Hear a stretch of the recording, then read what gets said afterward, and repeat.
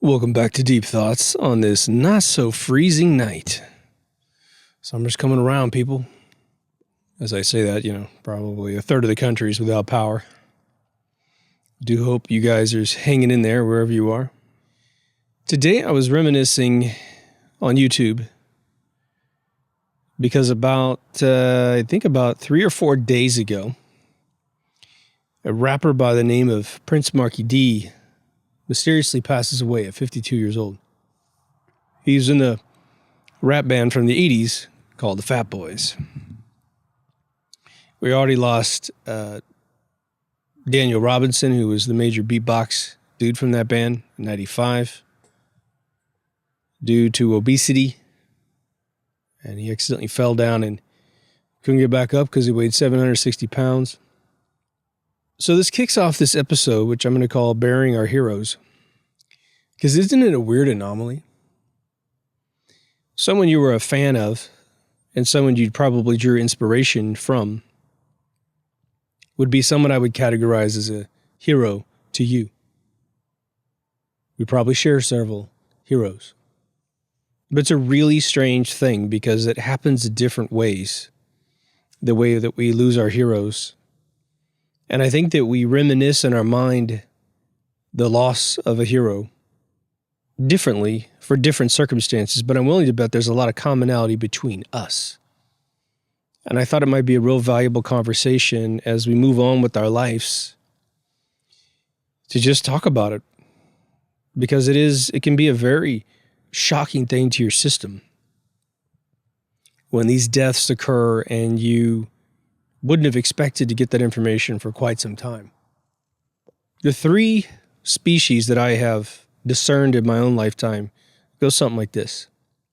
I'll start off from severity down to lack of severity to our system. Still significant. Obviously, Prince Marky D dying at 52 years old is shocking. It's shocking to the system if you know who that guy was and you know the positivity that the Fat Boys brought us in the 80s. It's just like you want these individuals to continue living just so that they have a good life. They brought you a bunch of goodness and you wish upon them the same. And so them dying early, which, in this show, we've got a beautiful, beautiful transition that occurs. The transcendence, they're in wonderful places. But still, we think that they would have done more if they had continued to exist and they would have enjoyed that. Sometimes when they die very abruptly and recently, like in your time frame, like when Prince died for me, absolutely sort of out of left field. He did have a problem on a plane. They said he actually died and got this adrenaline shot. He was somehow playing with some painkillers, got himself in trouble. Ends up dying of a fentanyl injection or something. Not quite sure how he took it. I think he was, 57 years old. Boom. This dude was on a comeback for the last 10 years. I mean, he was just cranking out stuff, and he'd take a little hiatus in the 90s after he lost his son. But music was his output. His output was coming back into sort of a style that we were all going, oh, that's the Prince we remember. Not exactly in music species, but in kick-ass beats and melodies and singing and just what he did, right? And so with that kind of guy, he's still active. He's still putting out the stuff that you love. And all of a sudden, poof, it's gone. So that's the first category, the really recent ones that are still young. And if they don't do what they used to do, like the Fat Boys didn't make any music anymore, at least directly as that group, you're just like, hey man, I hope you have a wonderful life. Live long and prosper, as they say. But when they get cut off in the middle of what they're doing, wow, super shocker, isn't it? The next species of current deaths that you might experience is someone that has simply passed away due to old age. But they were a legend in their time. And you just kind of go, oh gosh, they're gone. Meaning we won't see any more interviews.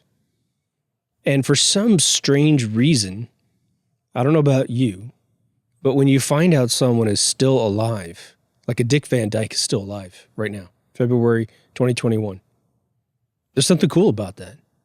Dude's living forever. He was this amazing, wonderful person, and he continues to exist. And we're going to loop back on all this. The other one is a really strange one, but it happens to all of us. You discover someone in this world who's in your past, and they were amazing in the past or in your past. But by the time you discovered them, they were already gone. For a lot of us, that would have been someone like a Jimi Hendrix.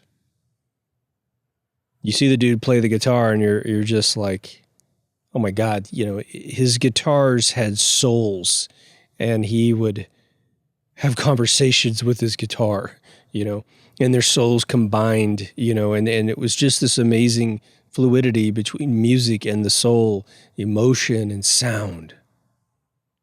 It's very profound. And then you find out, oh my gosh, he died a long time ago. And you just feel like we got robbed. We got robbed as a society. But it could be someone as far back as a Humphrey Bogart or, a Nikola Tesla or someone like that, where you're just, some of these folks, once you look at their photographs and it's in the 1800s, you're obviously not making any attachment to them. So there's a really interesting thing if you can do the math on a person's life and say, oh man, Jimmy would have been alive. He would have been alive. He would have been old, but he would have been alive. We probably would have had 50 albums out of this guy. What would he have been like during the 70s all the way through and the 80s and the 90s? Who knows? How would he have taken today's music and spun it up to something different? And then, of course, we have our great thinkers, our philosophers, our incredible business people, a Steve Jobs, who is not anywhere close to a perfect human being. But what he had down, what he did correctly, made the world a better place. It leaves us with this weird feeling, and it's very cathartic. It has all kinds of mixed emotions of, depending on the individual and their contribution on a daily basis to this world when they were alive and in their prime. Usually we see it as excellence, goodness, and I want to suggest that they're sort of a pillar to the community of the world, in that as long as that person's alive, something amazing is going to pop out of them. And even if the majority of the world doesn't even know they exist or doesn't appreciate what they do, in your circle of influence where you allow things into your world, they supply you with their magic. I'm going to go with the Fat Boys for a split second for one specific reason. This band, which if you watch their videos today and you weren't a part of that era, you're going to laugh, which is part of what they wanted you to do. All three of them were damn near my age. The oldest one, I think, was born in 1967. I was born in 1969. So part of it is, and I didn't know how young they were, as a matter of fact, because that's how Cool J inspired me, because he's just a year and a half older than me. Prince Margaret died one day before his birthday. So he would have been 53 a day later. But let's give you sort of the way my mind processes this particular event so that you can compare it to your own notes of how subtle sometimes these heroes were in your life. I had moved around the United States a little bit, and it was always sort of an unstable situation, right? Where am I going next? And how long do I get to know these friends until I get to the next place? But by the time I turned 13, I managed to get back to my hometown and finish out my schooling there. And I got a car, because that's the era where I turned 14 in Kansas, in America, in the 80s. You could drive restricted at 14 to 16. 16, you got your full license. You drive anywhere you want. It's interesting because a lot of states don't have a license until you're 18, even back in the day. So I'm driving my car around. I'm finally starting to settle. I know I'm not going to be moved anywhere else before high school's over, and I can choose to stay, go to college, or I can go to California, which is what I end up doing. Of course, I don't have that vision at that point in time. But 1984, they start dropping their records. Run DMC's records finally start to get to the Midwest because Def Jam had done a distribution deal with Walmart. Brilliant idea. So I'm picking up these cassette tapes, right? Putting them in my car. Now, even though 95% of all Fat Boys lyrics are just fun, classic rap stuff about how great they are, which they were for the time. Some people don't even know these people existed. It's nuts. And they were part of laying the foundation for rap such that other artists could step on that foundation. They're out of Brooklyn, New York. But they had done a song that just never left me, which is about staying out of jail. And they made it funny. They had a lyric that was, you're in jail because you failed. And today that's just a goofy little lyric. Back in the day when I was 14, 15, 16, I'm listening to this. I'm in no harm of getting into jail. I mean, I'm just not that kind of kid. All my crimes, man, were done before that. But it still galvanized in me, be good, otherwise it's going to happen to you.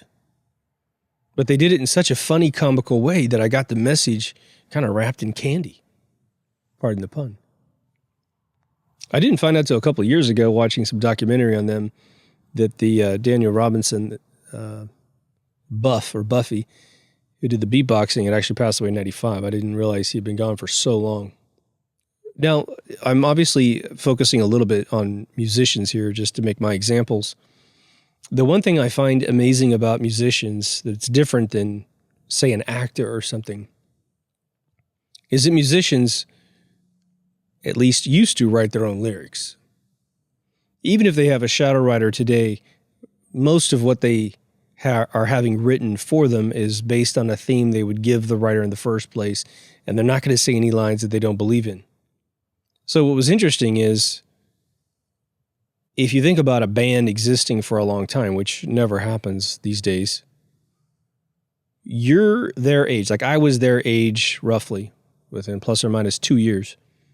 And so as they evolved as human beings and took in more of society, and you evolve and take in more in society, you have an opportunity there if you ever get confused or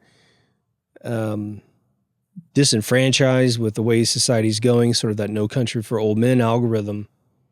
You can look these people up. And, Prince Marky D had a radio station, SM radio station in Florida. Then he started his own podcast. And if I needed to, I could reach out and just listen to that guy.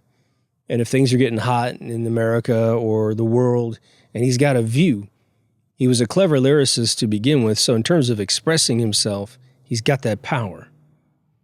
I know that I have this a similar frequency of understanding information because I was raised on them in a way for at least a good 4 years before I came to California. By the time I got to California, things had changed a little bit, and they had kind of blasted through, probably 4 albums. And they did the Disorderlies movie, which is a very fun, cute movie, but it's definitely not the kind of movie we watch today because it's very goofy and very 80s in its feel. When musicians turn into actors, there's a big difference there. When LL Cool J doesn't make albums as often as he used to, well, he's got to speak the lines that are spoken for him or written for him, right? And so we no longer hear from his opinion of anything unless he becomes a writer and he's got free range to do whatever is important to him and express himself, which is why we tend to follow these people on social media to kind of see what they're saying in the meantime. But we lose that connection. Ice Cube is now an actor. So I'm sure he cranks out a tune every once in a while. But man, when he was hitting it hard back in the day, it was waking the world up to a whole area of America that most kids didn't experience. Now, obviously, he has a huge influential risk in that a bunch of kids that would normally have turned out to be generally good behaving kids, they start to emulate the negative appeal of, being tough, and they have no rite of passage anymore. So they take on lyrics that turn them into gangsters on some occasions, and they get in trouble. And I call that a parenting issue more than anything. But I've told you guys 100 times that I've watched What's My Line for several years now, probably 3 years. The show ran for 17 years. It is going to take me probably another half decade at least to watch all of the What's My Line episodes. The reason why I mentioned that show, it was a show where, if you don't know, you came on the show, and What's My Line means what's my job, like line of work. There's a panelist of 4 people. They guess 20 questions as to what you do for a living. If they can answer 10 questions no, they win $50, which is about $500 today. Then there's a secret guest, which is a famous person. The panelist has to put on blindfolds. In many cases, obviously, they know these people. They know these people as a matter of just being famous people. A lot of people actually on the panel would know these people personally, and so they have to hide their voice, and it's really funny. Every episode's 30 minutes. There's a whole channel on YouTube called What's My Line. Strongly recommend if you like any of the old actors from back in the day or any of the old celebrities. Betty White was on that thing 100 times. She's still alive to this day. She was a panelist. She was a guest. It's tremendous, right? Groucho Marx actually hosted the show a couple times. What I've discovered about this show is that, one, I'll see all the classic actors that I was raised on. And so you get to see them in their prime. You get to see them be funny, interact. They're not reading lines. They're being their general persona self. In some cases, 100% themselves. But what you also will find is that there will be celebrities on the show who appear fairly young.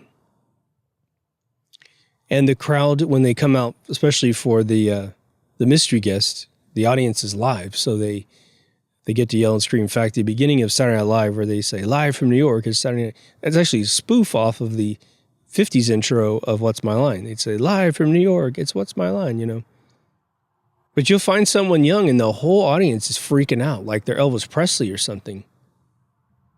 And, which I don't know if Elvis was ever on the show, actually. Seems like he would have been. Everyone else is on there. I mean, everyone else is on this show who was ever anyone, ever. It was a treasure. Every Sunday night, they used to air this show.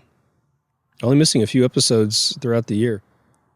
But you find a really famous young person, you're like, well, who is this person? I don't even know this person existed. Man, they're famous back in those days, and judging by their age, they should be alive today. Now, sometimes you'll find that they are alive, but they simply blew through their career really fast, and that's cool. But more often than not, probably 3 out of 5 times, I will find out that they died a very abrupt life. They died young. And that's why I don't know that they existed. Back then, they were the bee's knees, man. And it starts to do what? It starts to teach us about the ecosystem of our lives. Now, it's no mystery that most of us believe that death is only a mechanism to appreciate life in one way while you're alive.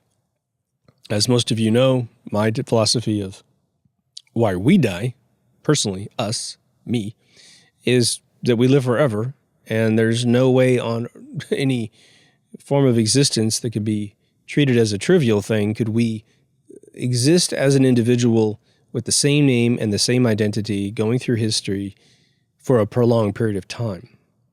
If we are truly on some celestial ball floating in space, we sure as hell don't want to live forever, because eventually this place will disappear and we don't want to be floating in space. But we don't need to worry about the second situation there.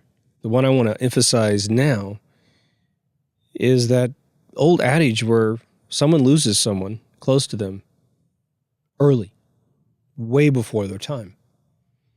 And they typically will go through all the grieving process, but they will undoubtedly, if they have a conversation with someone else, they'll simply say, look, make sure you hug people that you love while they're alive. Tell them that you love them while they're alive, because in one day they could be gone forever. And it's a weird thing to deal with that emotion. And most of us don't spend any time thinking about the negative thing. We don't think about, oh gosh, I need to walk around envisioning everyone that I know that I love dying tomorrow. We don't want to do that to ourselves, right? And we don't have the energy to do that anyway. So what we do is we just build, hopefully, a rapport that is natural, where we appreciate people while they're alive. What's interesting about today in the 21st century is that it used to be that when we had that explosion of popularity with like Little Richard and Up, and there's definitely actors in the past that have had this as well, but Elvis Presley, the Beatles, and then pretty much every big band after that point, when they went into public, they get literally torn to shreds. I mean, the people would try to steal a piece of their clothing, which would be interesting to have the Museum of Rock and Roll Clothing collected from groupies over the last 70 years. Where does that go? I've never been to anyone's house and they go, this here's Steven Tyler's jacket, you know. This is Elvis Presley's hair. But it happened. It would happen. The second that a celebrity would leave a hotel room, the staff would go in there and try to grab everything and then sell it if they didn't have any interest in that artist. It was really strange, right? The other strange one is you will be a fan of someone and then you won't be a fan of someone. You grew up. You changed your appetite for whatever it is, music, acting, what have you. And you have, in a way, forgotten about these individuals. And then you get the report that they had passed away soon. I mean, like early, I should say. And then you're like, oh my gosh, you know, you're a little devastated to hear that news. But you think about it, you're like, well, I wasn't really paying attention much to that person. Like Michael Jackson, for instance, who was, you know, he'd take almost 10 years to make any piece of music because he just had that ear that said, look, it's gotta be utter and complete perfection before I will call it a song. Because every Michael Jackson song since birth has turned into an heirloom to the United States of America and the rest of the world. But he passes away in, 2009, right? And, you know, we're all playing his music at parties, on boats, in our cars, what have you. You know, might be working late at night, you know, you put that song on. I think that the unifying feeling that I have when these amazing influencers and contributors die is we lost a pillar of society. Someone who would make everything better.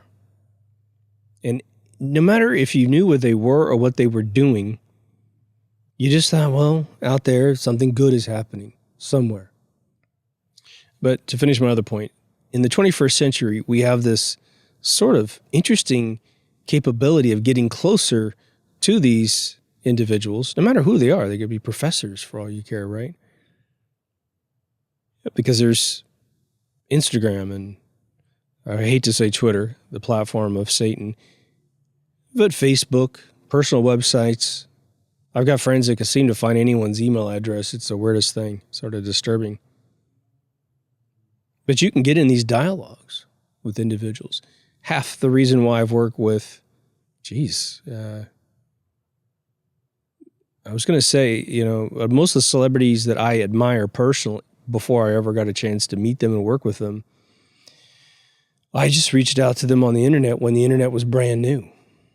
And so that era for a lot of celebrities has now been protected. You can't get close to these individuals.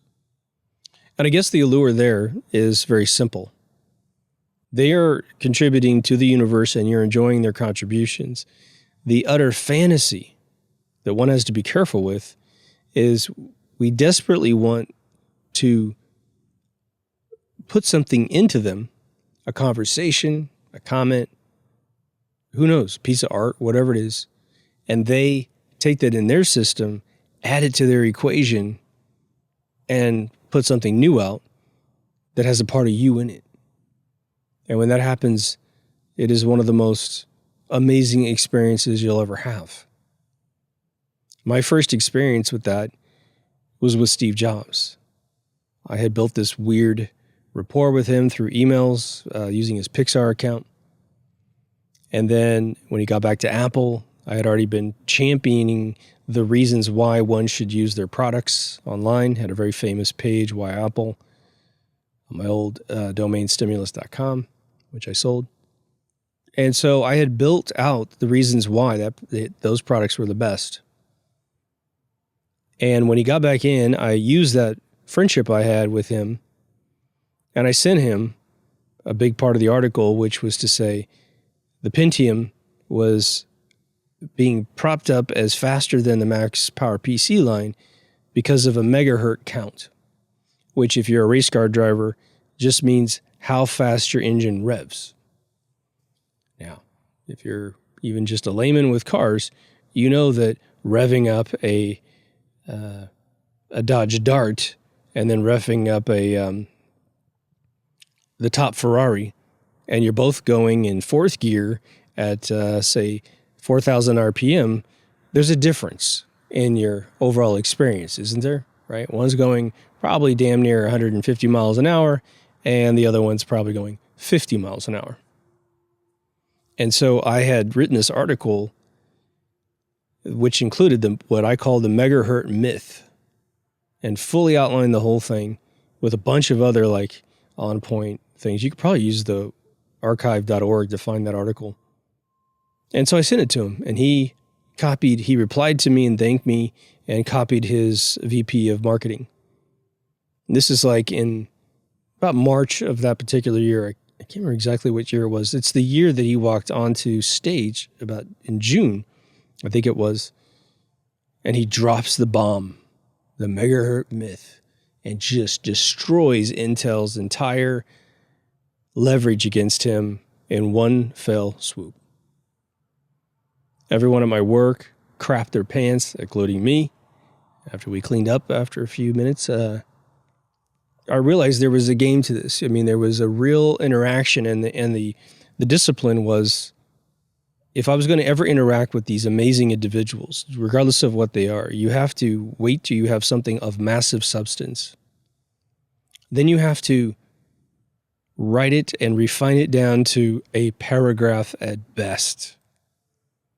And then you send it over, and you don't expect anything back, and you don't hassle them. Again, my regiment with Steve at the time was probably like one email every 6 months. Probably before that, I had one every year. And then eventually it developed into something real where I ended up working with his staff for a couple of years. So that's a huge thing that we all want to do.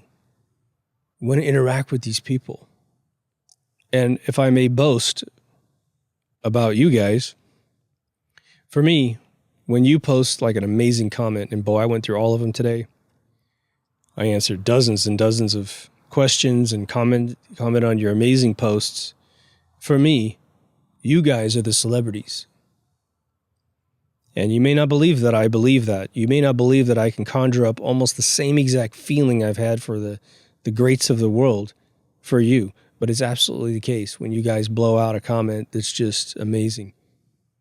I had a guy, forgive me for not knowing your name. I went through several comments today.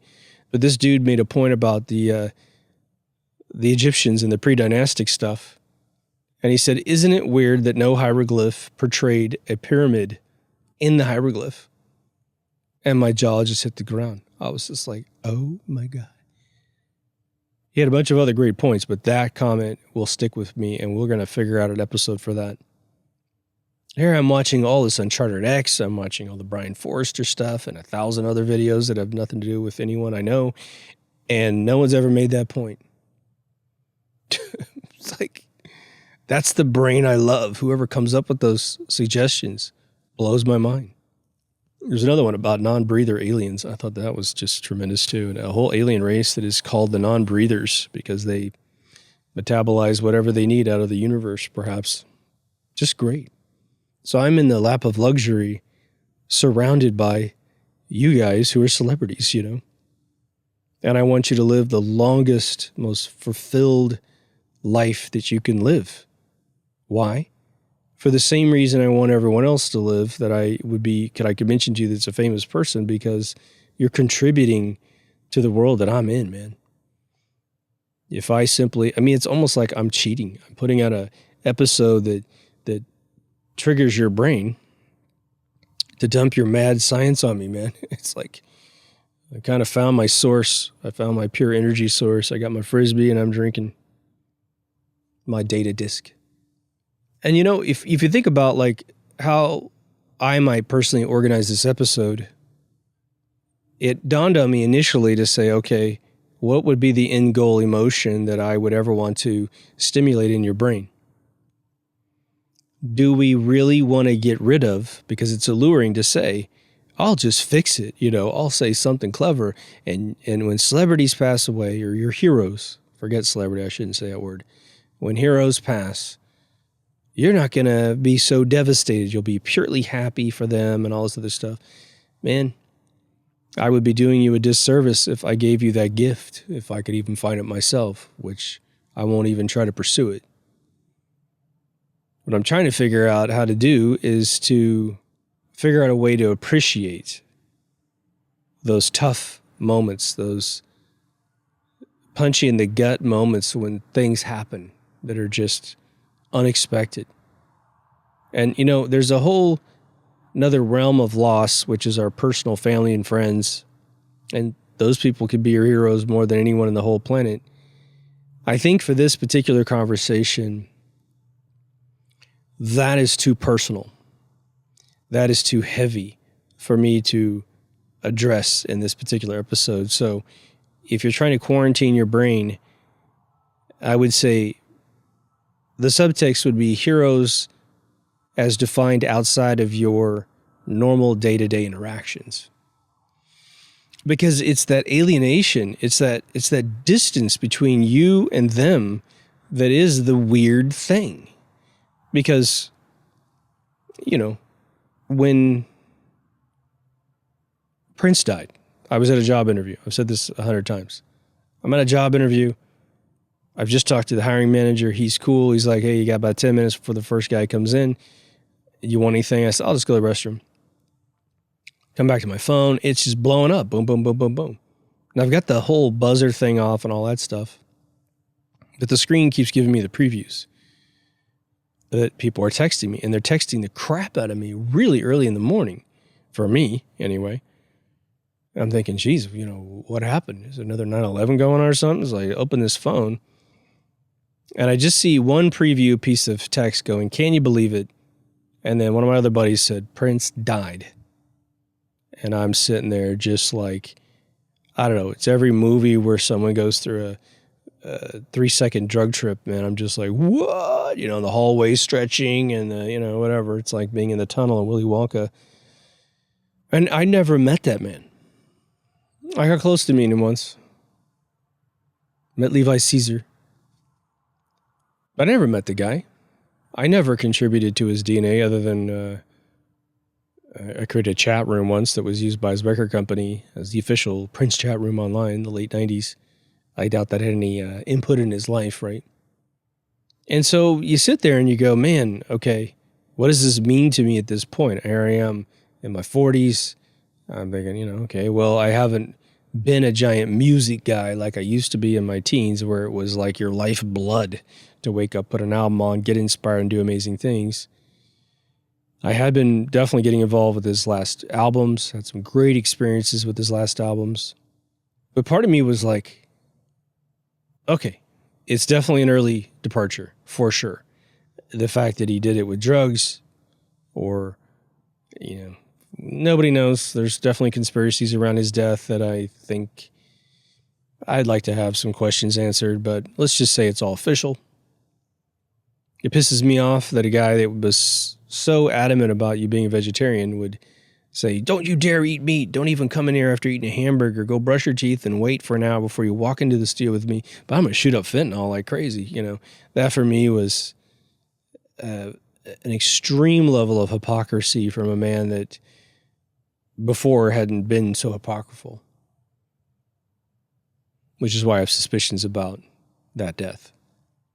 He dies on the Queen of England's birthday. Only one person's allowed to wear purple, right? There's this weird defense system that turned on in my mind, which was, you're not allowed to kill that guy.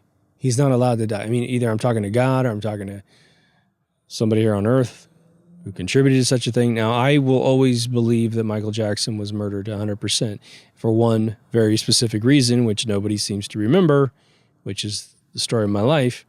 The day he died, if you watch the LA news, because I was here in Los Angeles, they say two individuals ran away from his bedroom window on surveillance camera right at the time of death while the doctor's in the kitchen making a sandwich. LAPD had that on tape, and LAPD lost it.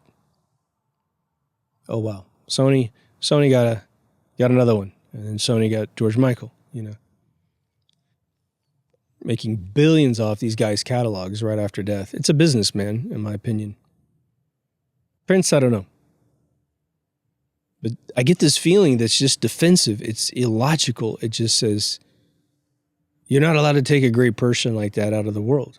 And yet, prior to any one of these people passing, we already lost tons of people early.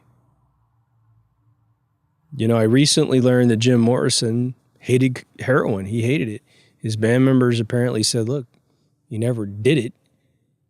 And if you know something different, you let me know. But I heard a whole interview from one of his band members that said it was around us. He hated it. It destroyed people when it already took other people's lives. He definitely was like, keep that stuff away from me. And then he ODs on it. And then you hear James Clapper's interrogation where he talks about agents that arrange people's overdose deaths. And you're thinking, wow, how old is this game? Kurt Cobain's death, I'll never think that was a normal thing. I wasn't a gigantic fan of his. I was a fan of his, but not a gigantic fan of his. But the other interesting thing that stems out of this, because there's a few famous people that were so famous, and there's a weird threshold that appears to happen, and it's almost comical that if someone gets so famous, and it's like a threshold of how much the percentage of the world that loves a person.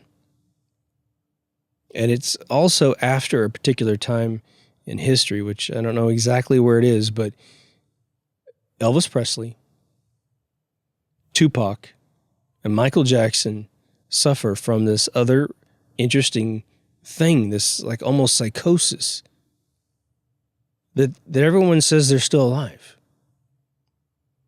It'll be 150 years after Elvis's death, and someone will still be saying he's still alive. It's strange. The poor guy from Jurassic 5 gets fingered as Tupac recently. They do look similar. It's amazing. Unfortunately, for everyone who loves that conspiracy, those two guys have been in the same room at the same time. David Bowie actually had the producer that looked just like him, appeared to have the same teeth as this guy, same accent as this guy. When they did the BBC interview about his death, they had that guy on, and no one in the studio is saying, so tell us about everyone thinking you were David Bowie your entire life because you guys look identical. Strange. Michael Jackson. Well, there's a bunch of weird videos of, paddy wagon going to the hospital and someone looking just like him walking out of the back of the paddy wagon. Who knows if people are just staging these videos to create a little thing. I mean, imagine you just get your buddies in a white van or you get some paramedic buddy of yours and you say, look, dude, if we can make this video, so-and-so's the impersonator down off of whatever, or, Joe, he looks just like Michael in body shape. We'll get 100 million views on this video and we'll monetize we got a monetized channel already opened up and we'll split $50,000 or whatever it is. Believe me, it's been done several times. By the way, I falsely quoted, I got had by something and I repeated it on a show that is one of those YouTube moments where someone cut and paste a bunch of stuff together from The Simpsons to make it look like the dude who went into the Capitol building with the horns on was actually the janitor in some episode that did the same thing at the Capitol building. It's all stitched together in Photoshop. The whole thing was fake. So it gets the best of us when we don't police all the information that we get. I want to put a disclaimer on that one. You know, it's funny. I hear a lot, and I just heard it again recently, to go backwards in time quite a bit. People will talk about Tesla dying in a way that he died really early in life and that he got taken out, and he did get hit by a car a week before he passed, roughly. But someone was like trying to make it look like he was taken out. He lived like to 84, 85 years old or something like that. I mean, the guy lived a long time, man. You look at the last photographs of him, he was withering away. It wasn't like he was Robert Redford or William Shatner. William Shatner's got the fountain of youth, I swear to God. That guy's about to turn 90 if he already hasn't. And he's the youngest looking human of that age bracket I have ever knowingly seen. It's just incredible. I think he's born in 1932, if I'm right. Because there was Spock and Leonard Nimoy and Shatner born in the same year.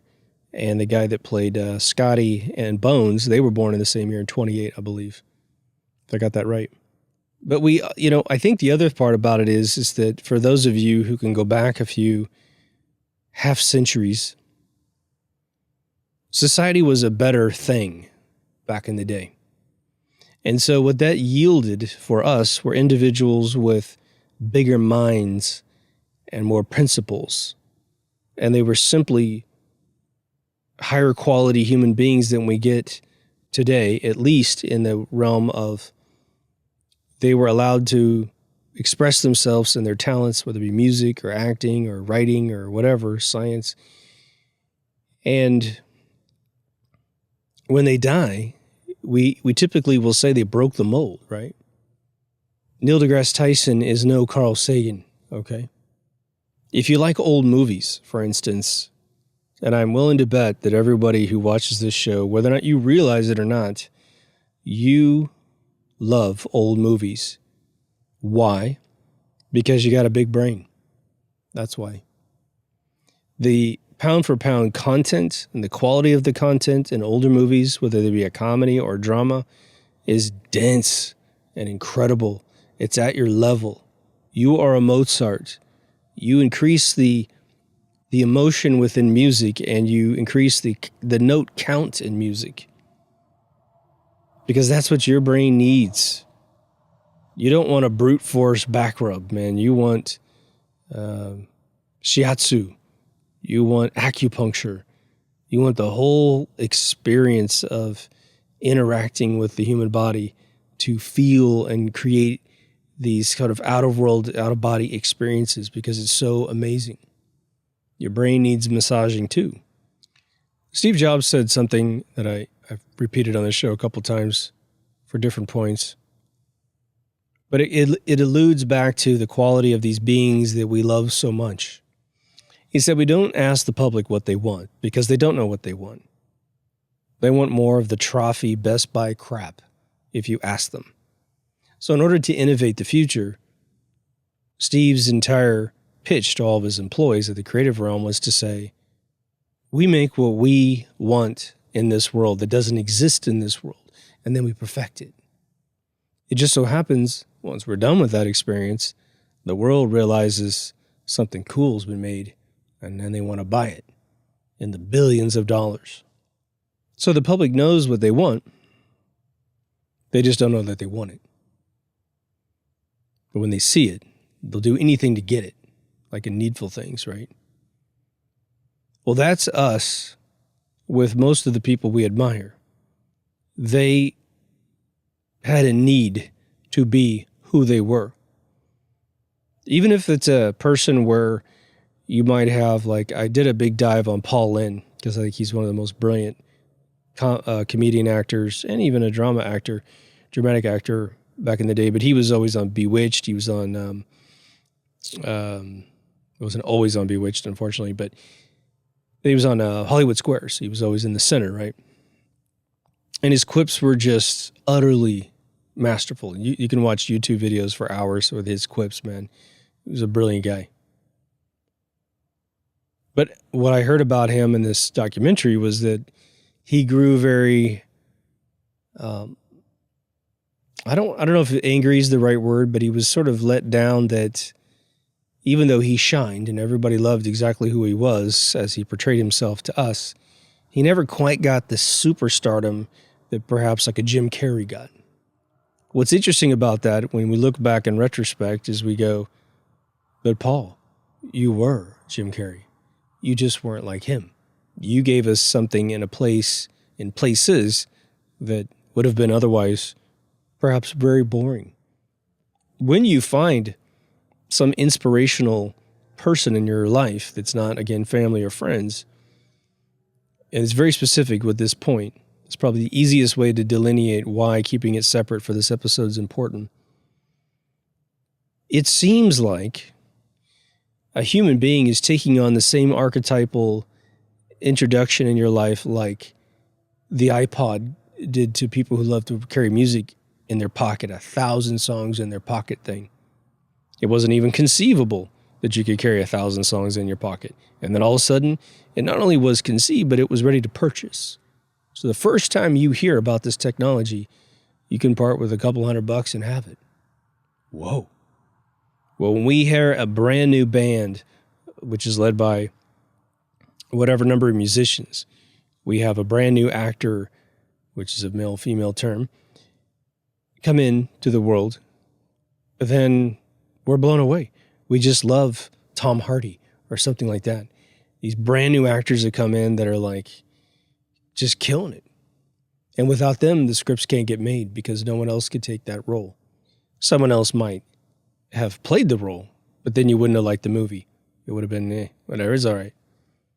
That's why the 80s, for me, and the 70s especially, because those are the 2 decades I really lived and remember, music was insane in the 70s especially.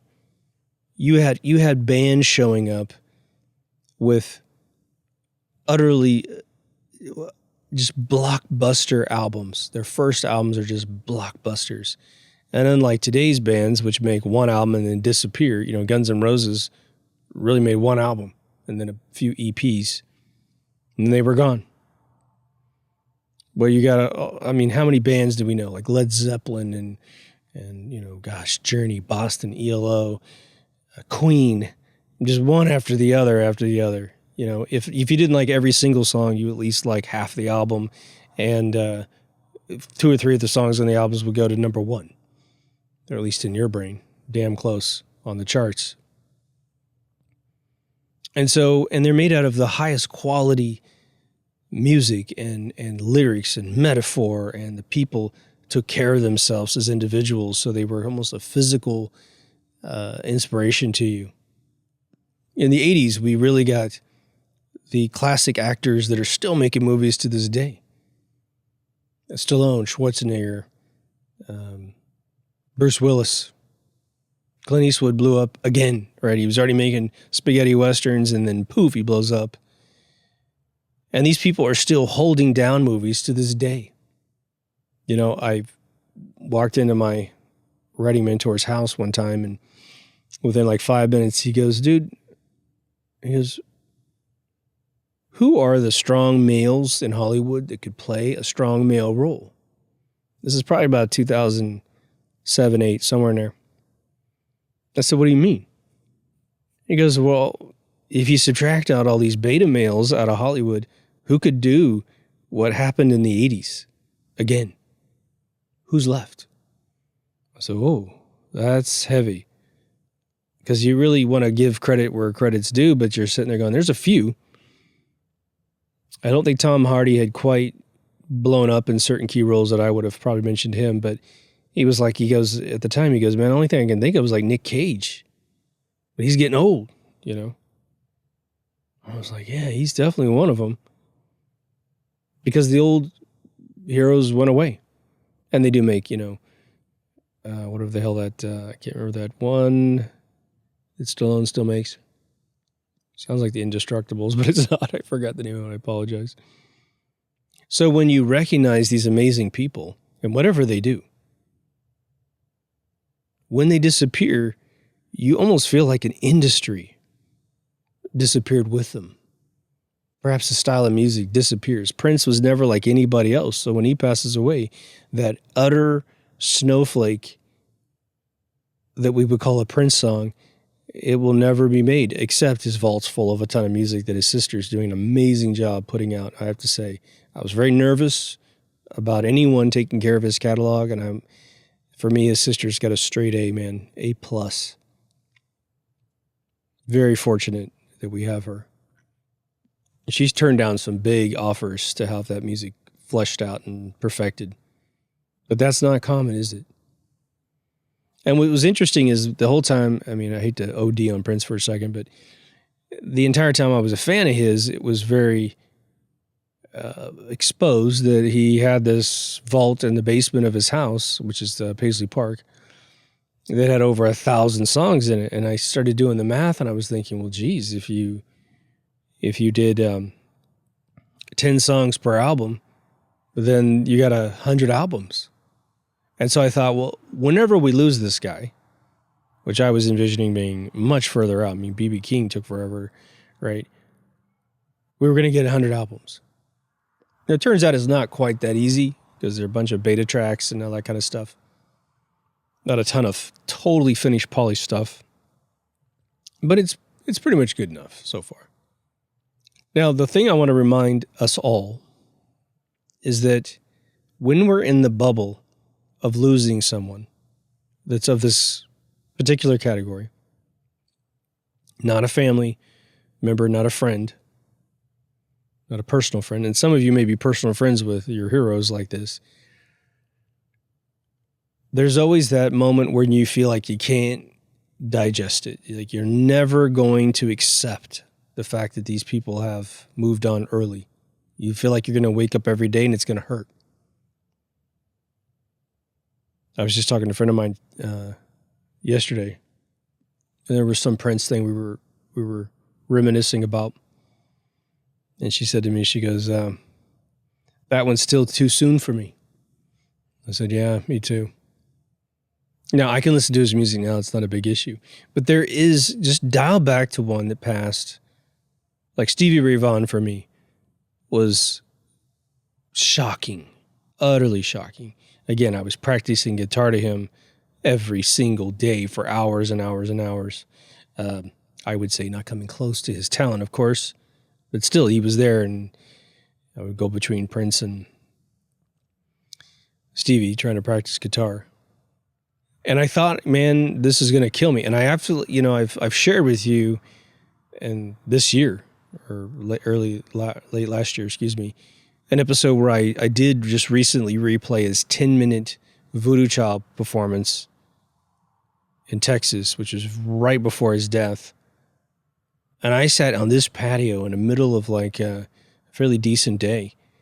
And I didn't blubber, but man, I had tears running down my face. I was like, Jesus Christ, we lost this amazing man just as he was launching. Thank God we got some albums out of the guy. But it just, for whatever reason, just hit me. Like, damn. Too quick, man. But it calms down. And I'll put it this way, if you can ever have any casual conversation with a friend about one of these individuals that inspired you who passed, and you're okay.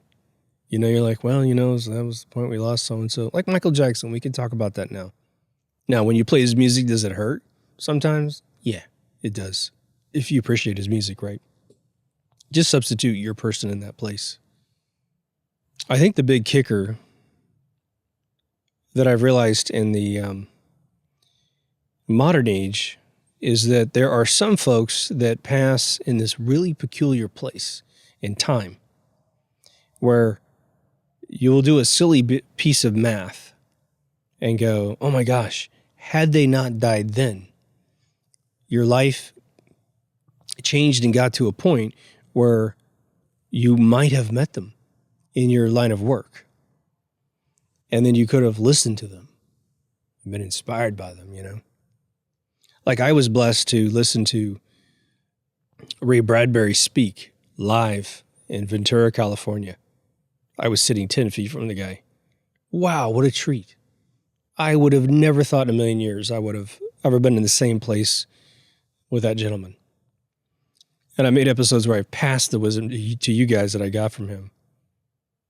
I'm curious if you guys would agree as to I think that there's just a word I want to use with the emotions that we have when these things occur, given that they're not family members and they're not friends. It's irrational. It is a weird, that word just can't get out of my head right now. It is an irrational set of emotions that I think we have when you pull it down to the purity of what you're experiencing, at least on some level. Now, empathetically, we wish them to have the longest life they could possibly have, don't we? So empathetically, we feel for their family members, and we feel for the loss that perhaps we might translate as if they had stayed, they would have enjoyed it. Prince Marky D definitely would have enjoyed staying. He's got family. But I think that one of the almost blessings, I guess, is the mystery of these feelings. Who would we be if we were to be sort of R-factor brained, right? The reptile brain, where it's just a matter of, well, people die. That's it. And some people will pass away because it's an interesting contrast when someone passes away that you have no invested interest in. For instance, there's the actor that played Chekhov in the new Star Trek series by J.J. Abrams. Seemed like a wonderful guy. I've seen him in some other films as well. And he got murdered by his car. His car had a weird backup problem, and he went to go adjust the gate to his home to close it, and his vehicle backed into him, and the perfect storm happened, and he dies. Now, I think he was like 27 years old or something like that. This weird magic number.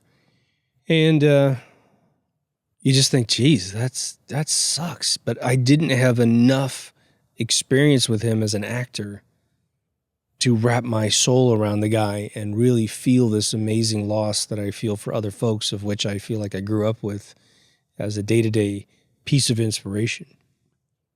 And I think part of it is the inspiration, the reason why we use the word hero, is that these individuals improved your life. However they did it, they improved your life. Either they gave you just wonderful music to augment a situation between perhaps you and a loved one, you and your friends. And it was like that day in Havasu, you're on the boat, it's 114 out, and you're jamming whatever you're jamming. It's more, I think, impactful with a solo artist like Michael Jackson. And then when they pass, you know that there's no one else that can hold the torch. He's the voice. He's the beat master, the melody master. And so you lose the whole thing when he's gone. Same with Prince, right? And I can only obsess on the people that I know, so I apologize for reusing the same artists and what have you in this episode, but I don't have 30 of these folks. When I was going through that weird puberty phase and going into my teens, where you're supposed to get your game together as soon as possible, right? It's every 80s movie out there where you've got the dork and the jock and the mutt and all this other stuff. Really, like Breakfast Club's perfect, right? I think that when I found Prince at like the age of 12, I think, his lyrics were mature to a point, because he was he's 12 years older than me, where he was dropping his lyrics about how to view himself, his relationship with his parents, his whole thing of how to come on to chicks and turn them on. I was able to use my own version of his game to, I believe in my mind, succeed well beyond what I would have encountered had I just been without that influence. I got to jump ahead and get more out of life because of those pieces of maturity. And eventually he became very spiritual, which also infected me.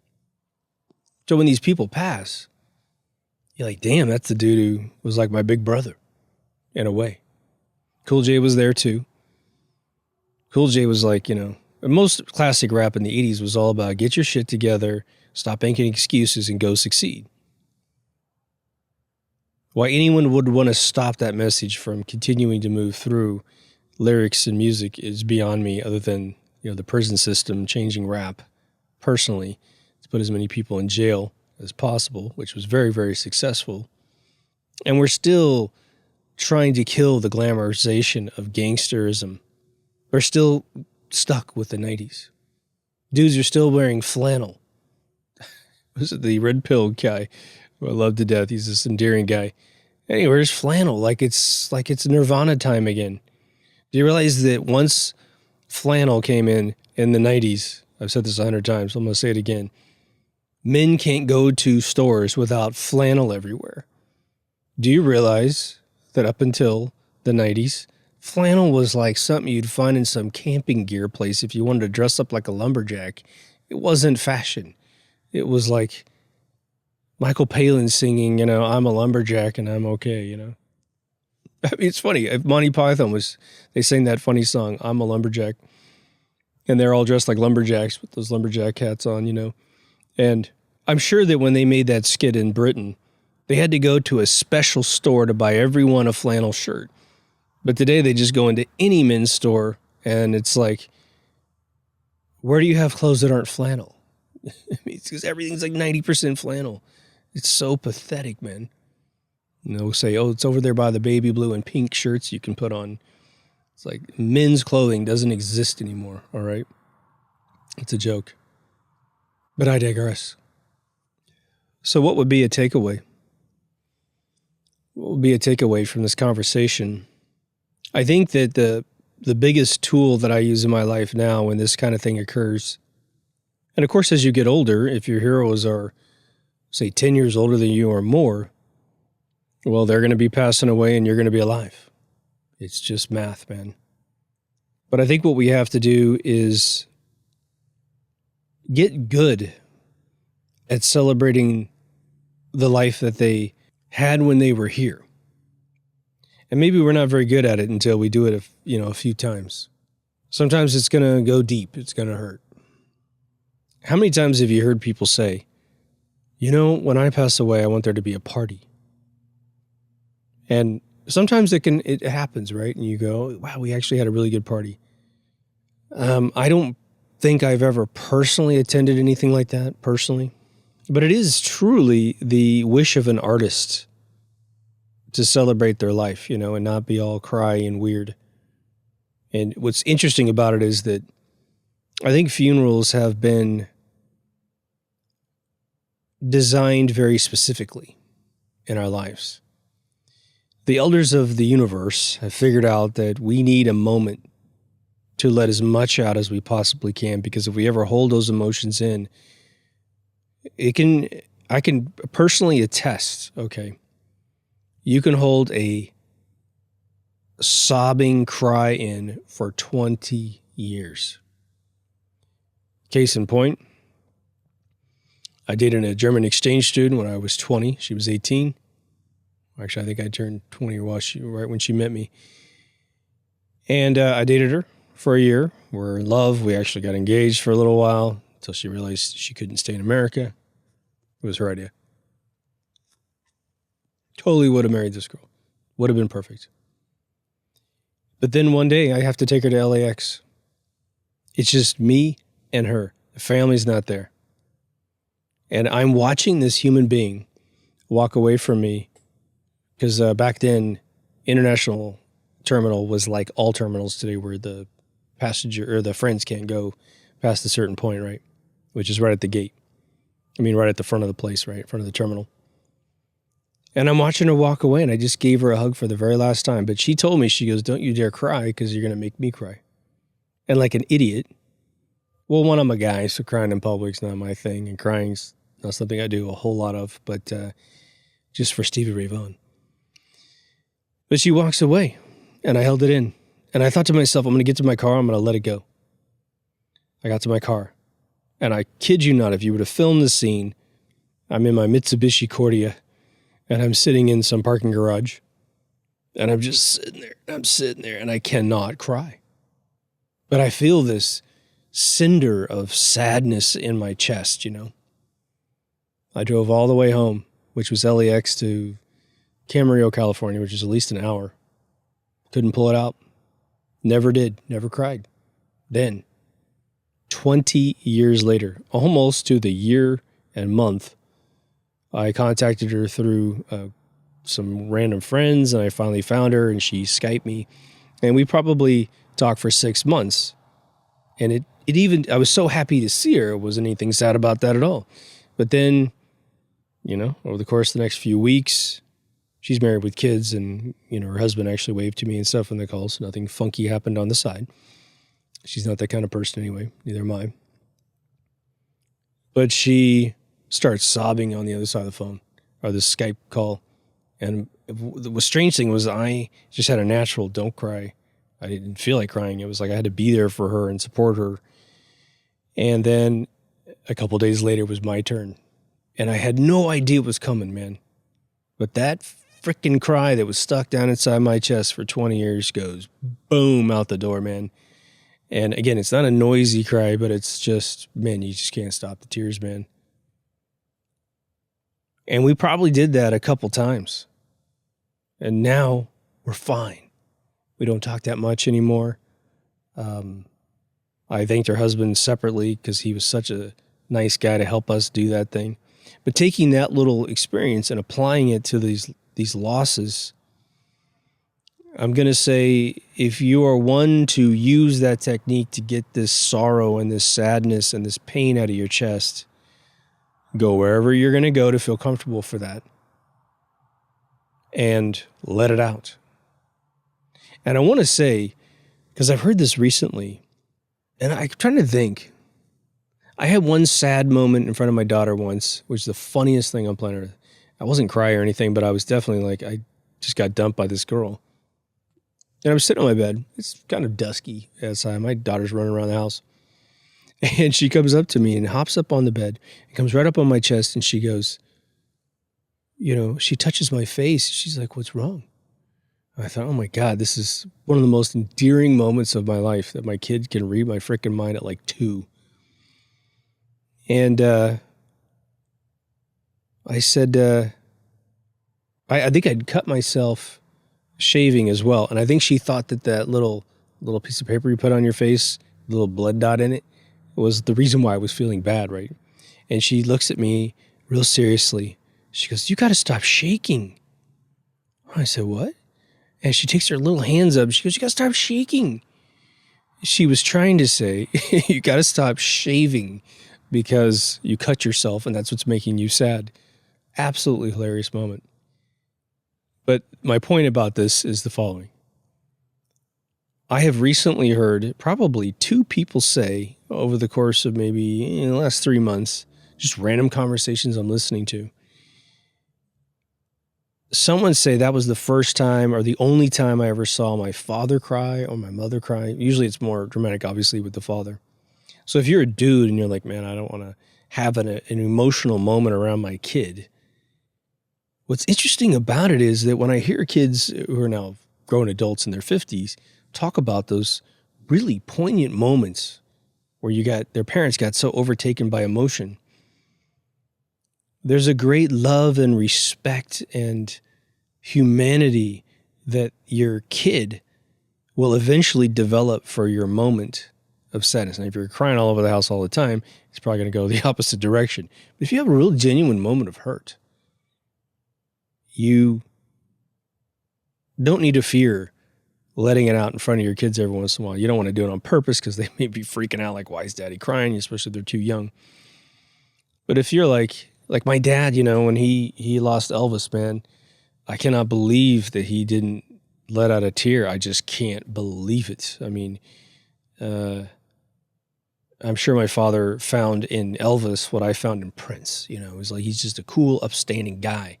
And I wasn't a part of that era, so I don't know exactly what he felt. But when I was in the car with him real late one night, and he turns the radio on. We have to drive 27 miles home from his photo shop or his photo studio.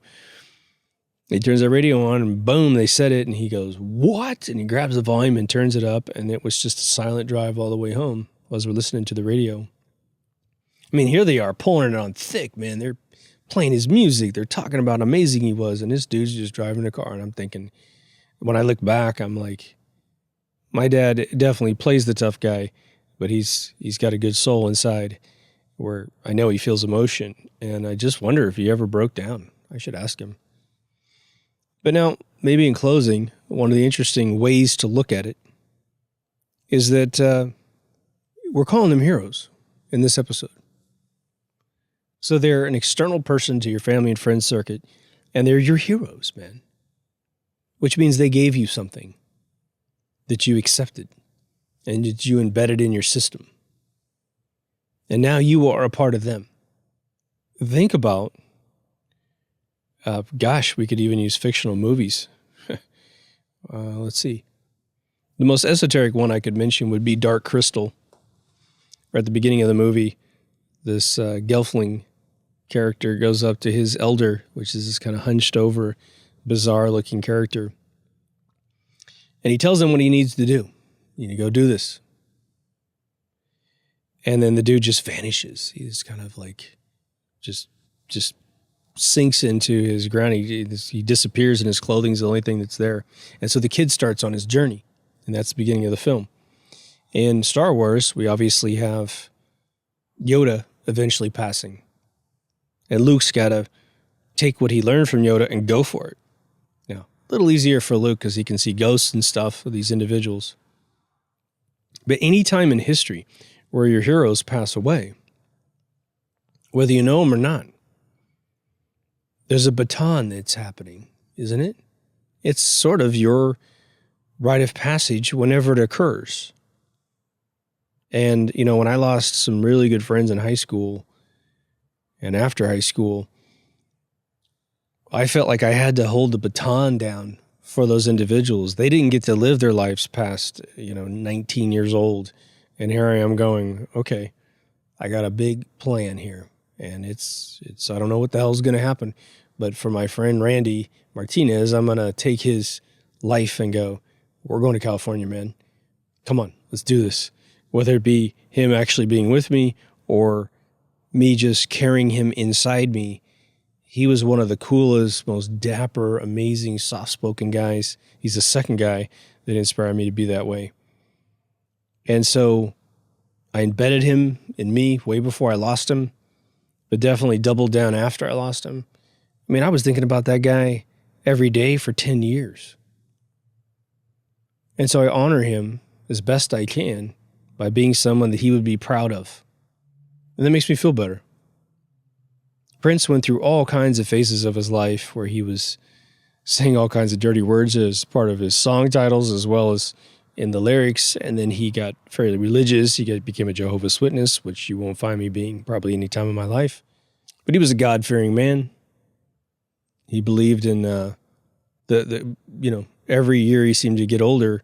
After about 1990, he just became a softer, more amazing soul. Now, I'll never be that refined in the near future, but maybe eventually I'll get to that point.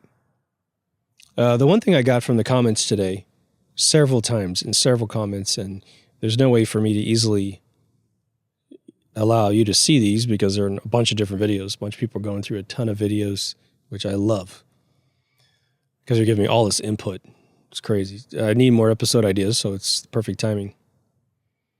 But so many people said one way or another that all of you, to you, are their peeps. People would, it's hard to describe, but they would talk, like one person commenting is talking about the rest of you commenting and complimenting all of you, sort of because I found my clan. I found folks that think deep. And of course, we do this differently. Maybe I'm a unifying tone on a little tuning bar for the hour that you watch this, but you go away and you become your own person 100%. But I think we want a bunch of us, don't we? And I think that the other thing is that We don't realize it sometimes, but we are other people's heroes.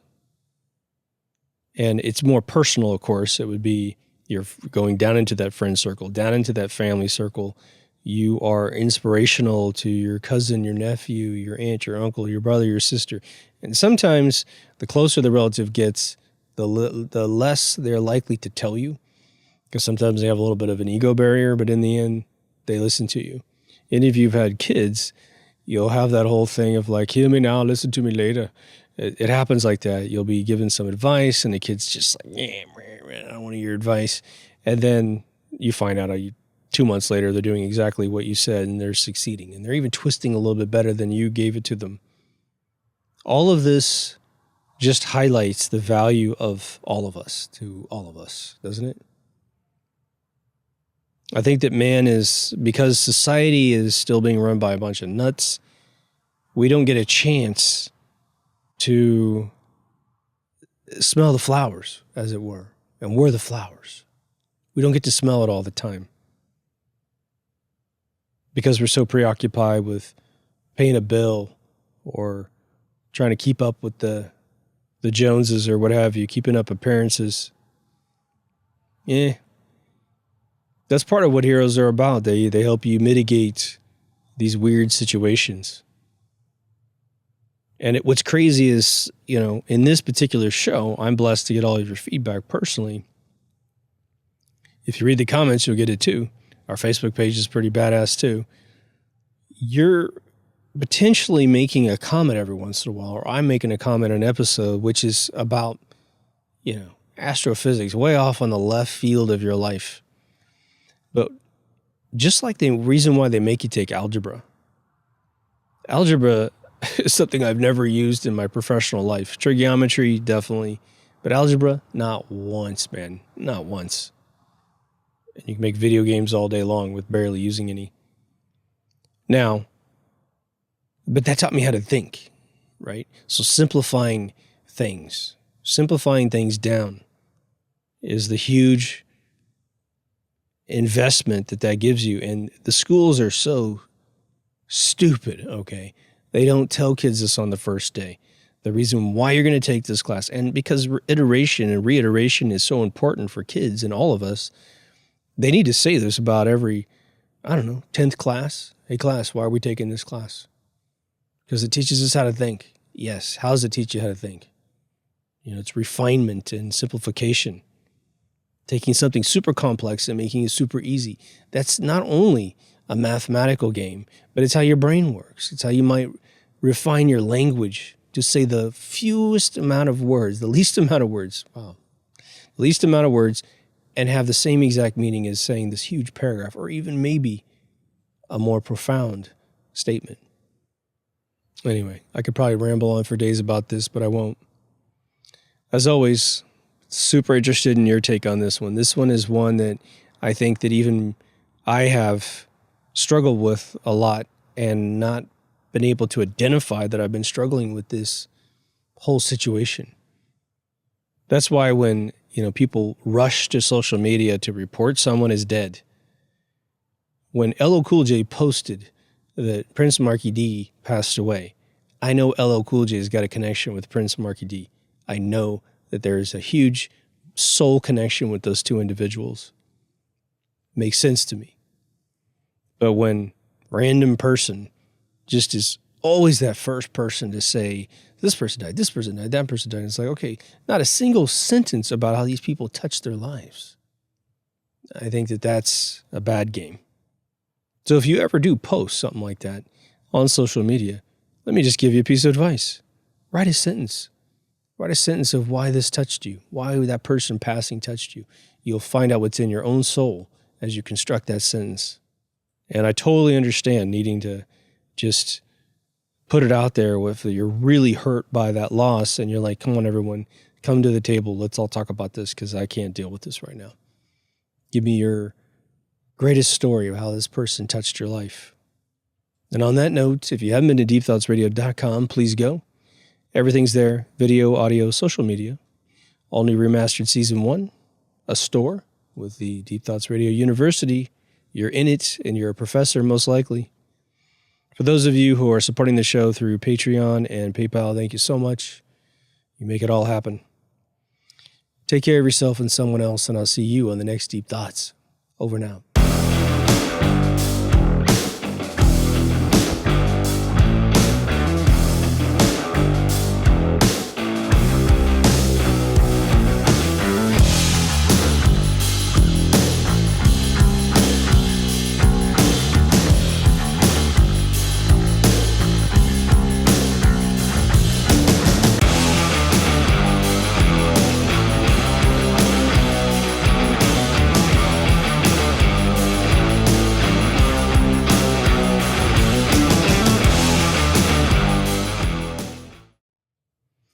But I think that it's the